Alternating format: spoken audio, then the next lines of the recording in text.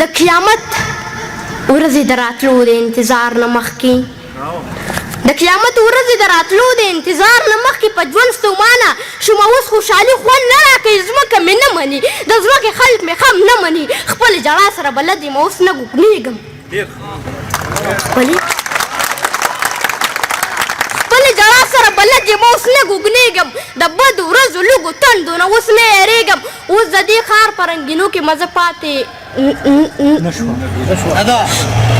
اوس د دې ښار په رنګینو کې مزه پاتې ده نه اوس د دې ښار په سړکونو مې خپې هم نه سوځي اوس د دې ښار د خلکو بدې ردې په ما هم نه لګي د دې کنځلو سره ځان مې بلد کړی دی نو اوس د دې ښار د ښار موټر شیشه په شوق پاکوم اوس د دې ښار د ښار موټر شیشه په شوق پاکوم چې چوک کې سره باده شي بله زه په منډه لاړ شم په یو لحظه کې د موټر شیشه بیا پاکه کړم او خان په نیمه نیمکخو شیشه کې لاس راوباسي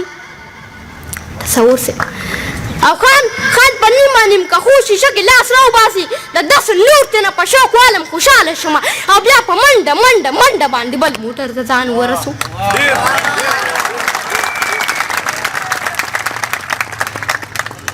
او بیا سالار صاحب او بیا په منډه بل موټر ته ځان ورسوم داسې یو ورځ به خو په دغه چوک کې اشاره سره شوه ما منډه کړله یو تور موټر له مې شیشه پاکه کړه او سمدستي زه بیا ډریور له راغلم یو تور موټر له مې شیشه پاکه کړه او سمدستي زه بیا ډریور له راغلم باسم صاحب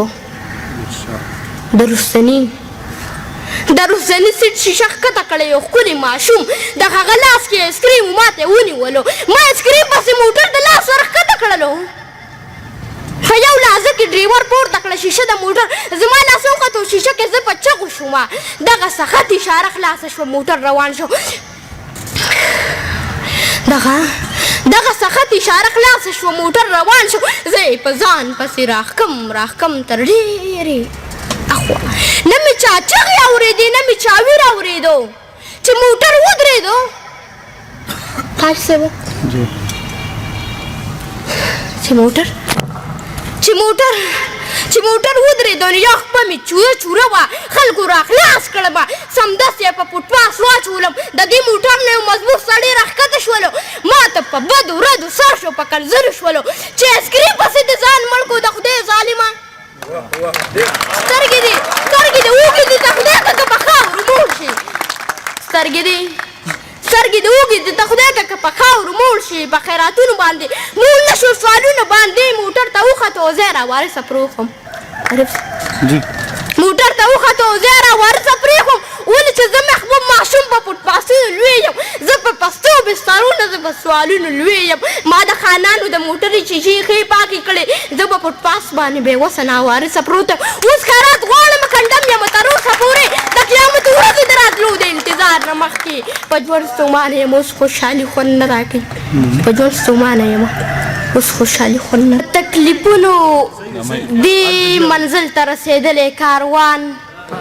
په تکلیفونو دې منزل ته رسېدلی کاروان د احمدشاه او باچا خان بابا ښاغلی کاروان خدایه مننه خدایه د هر قسمه نظر نه په امان وساتي شي د نظر به لر او بر سره یو شوی کاروان ډېره مننه السلام علیکم ورحمت الله وبرکاتهو ستاسو ډېره زیاته مننه کوم کوم مینهوال چې راغلي د دې ډېره مننه کوم او ټولو شاعرانو ډېره مننه کوم چې زما په دې وړه خوله باندې رالو بیا مشران ناست دی باسم صاحب دي ضمیر بھائی دي نو دوی په مخ کې شعر ویل مناسب دی خو کوشش به کوم او بیا د سالار صاحب ډېره مننه کوم چې زه په خپل چینل په خپل شیشه باندې راوستم نو ډېره مننه کوم غزل چې ولې د فکر شو بدل پښتونه ولې د فکر شو بدل پښتونه غیار جو کړی درته چل پښتونه خر یو مننه خر یو بچی د دهشتګرد یادوي در پورې خان دي مکمل پښتونه او دا ته چې درومې د پردو په لارو سالار صاحب دا ته چې درومې د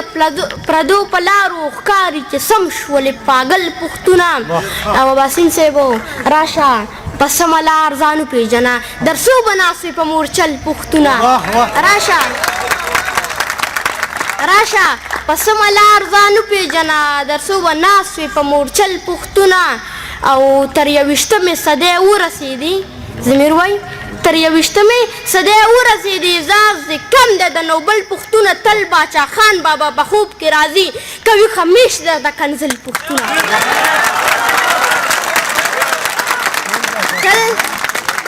تل باچا خان بابا په خوب کې راځي کوي خمیش درته کنزل پوښتونه او خلکو